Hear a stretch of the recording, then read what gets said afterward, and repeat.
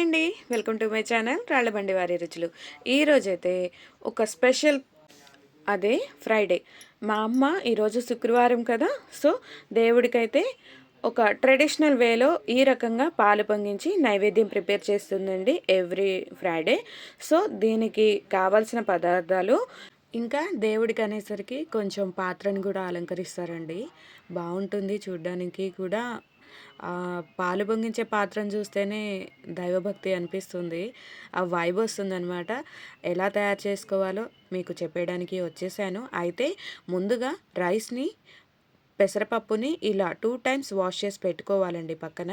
తర్వాత దేవుడికి పాలు పొంగించే పాత్ర ఉంటుంది కదండి, ఆ పాత్రనైతే ఇలా ముందుగా పసుపుతో అలంకరించుకోవాలండి. దేవుడికి నైవేద్యంగా మనం ఈ పాలు పొంగిస్తున్నాం కాబట్టి మేమైతే ఇలా ఇత్తడి పాత్రని వాడతామండి నైవేద్యానికి, పాలు పొంగించడానికి. అయితే ఇలా ఇత్తడి పాత్రకి ముందుగా పసుపుతో అలంకరించుకున్న తర్వాత ఇలా కుంకుమతో కూడా అలంకరిస్తామండి. ఎందుకంటే మనం చేసే ప్రతి పనిలో కూడా ఆ శ్రద్ధ అనేది ఉంటేనే ఆ పని సఫలమవుతుంది. ఎలా అంటే మనం అందులో ఏ ఐటమ్స్ అయినా వేయండి, వంటలో ఏవైనా చేయండి, కానీ మనం ప్రేమతో చేసి ఎంత శ్రద్ధగా ఎంత ప్రేమతో అవతల వాళ్ళకి వడ్డిస్తామో అదే వాళ్ళకి తెలుస్తుందండి. మనం వాళ్ళ పైన చూపించే ఆ కేరింగ్ కానీ ఏదైనా సరే. వాళ్ళు అప్పుడు వంటలో రుచి వెతకరు, మనం చూపించే ప్రేమని మాత్రమే గ్రహిస్తారు. అలానే దేవుడు కూడా మనం ఎంత శ్రద్ధతో ఎంత భక్తితో అయితే మనం నైవేద్యాన్ని ప్రిపేర్ చేసుకుంటామో అది ఆ దేవుడి వరకు చేరుతుందండి. సో స్టవ్ వెలిగించి మనం ముందుగా నైవేద్యానికి అలంకరించుకున్న పాత్రనైతే స్టవ్పై పెట్టేద్దామండి. తర్వాత ఇందులోకి ముందుగా మనం కడిగి పెట్టుకున్న బియ్యం ఇంకా పెసరపప్పును కూడా వేద్దాము. ఇలా వేసిన తర్వాత ఇందులోకి బియ్యం ఉడికిపోవడానికి అంటే ఒక 50% వరకు బియ్యం ఉడికితే సరిపోతుంది. ఎందుకంటే తర్వాత పాలు ఇంకా బెల్లం యాడ్ చేస్తాం కాబట్టి ఇందులోకి ఒక 50% వరకు బియ్యం బాయిల్ అవ్వడానికి మనం వాటర్ని యాడ్ చేసుకోవాలి.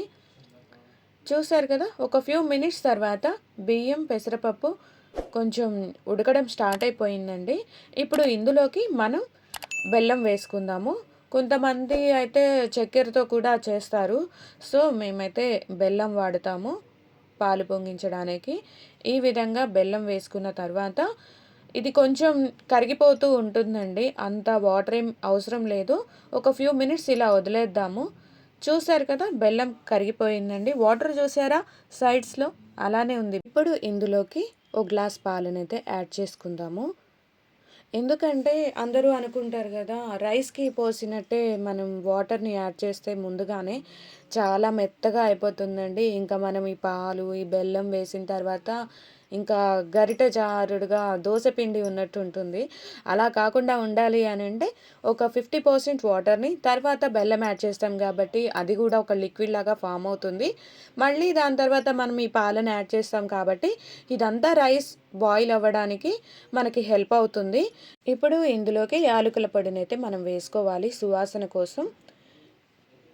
ఈ యాలకుల పొడి మొత్తం రైస్కి పట్టే విధంగా ఒకసారి కలిపి పెట్టేసుకోవాలి.